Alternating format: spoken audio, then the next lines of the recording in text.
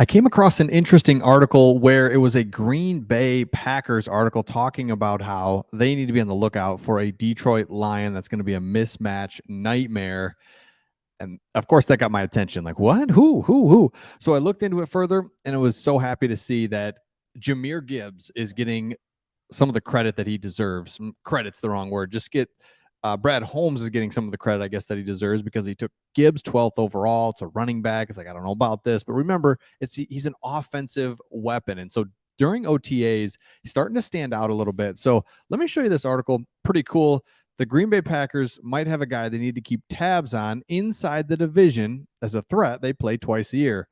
The Detroit Lions stunned many people when they took Jameer Gibbs 12th overall. But during OTAs, this guy has shown to really have some juice, something to him. So here we go. From The Athletic, Colton Pouncey does a great job. He's there seeing it in person. Gibbs is standing out. He just looks the part.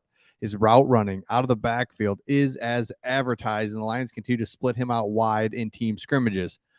So remember, the Lions, everybody was like, look, this isn't he's a running back, but he is an offensive weapon. He can play running back, he can play wide receiver.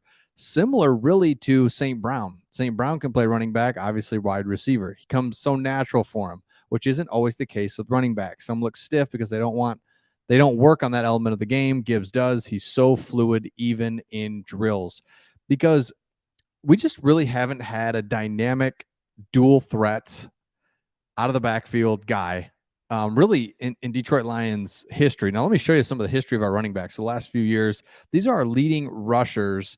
And so this is a little deceiving just because your leading rusher may not also be your main guy to come out of the backfield and catch passes, but it just shows you who was our main running backs.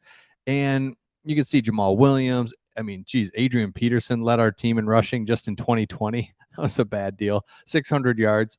Kerryon Johnson. I mean, Amir Abdullah was terrible. Theo Riddick. There we go. So Theo Riddick. And let me know in the comments if any of these guys, if you liked any of these guys. I like Joique Bell. I liked Theo Riddick. Did not like Amir Abdullah. I thought he was terrible. Javid Best was on his way to something special. Kevin Smith, Kevin Jones. But let's go back to Theo Riddick. He was the last out of the backfield great receiver that we had. Really the only one that you just like, man, what a luxury. He would run arrow routes. He would run all kinds of things that would keep him keep the chains moving for Stafford. Theo Riddick, really liked him, and that's what we have in Jameer Gibbs now, is somebody like that. So if you look here, there's an article about 6 risers, 3 fallers for the Detroit Lions at OTAs so far.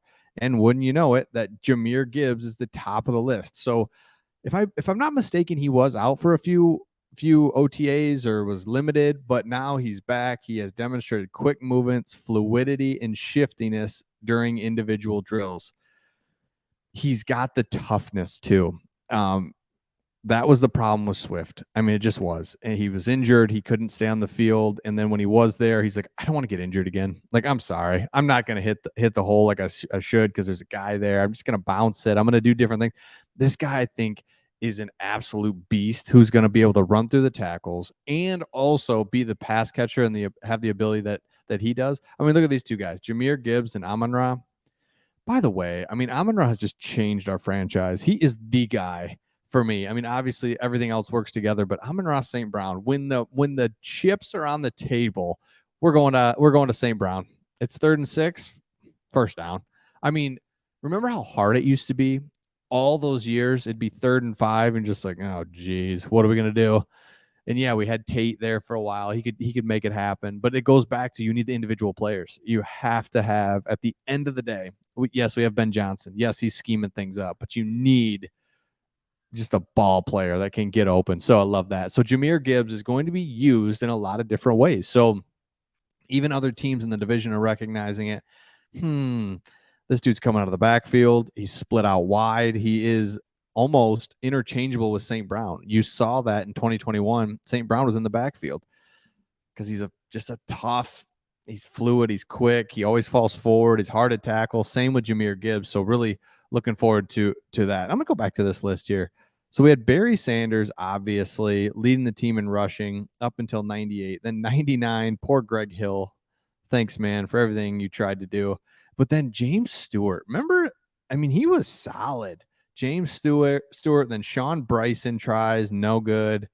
And then Kevin Jones is 1,000-yard rusher. And then we don't have 1,000-yard rusher for the next 10 years until we get to Reggie Bush, who just barely eclipses it. I didn't mind Reggie. I don't know. He was never as advertised in the NFL. Great college player, of course. Joy Bell, loved him. Amir Abdullah, no. But it's crazy to see Adrian Peterson. We had so many running backs over the years just trying to fill the void. And now we've got Montgomery and Jameer Gibbs that finally looks good. So let me know your thoughts in the comments. Jameer Gibbs, I can't wait to see him play. The Lions got something going here. And we'll see all of you on the next one.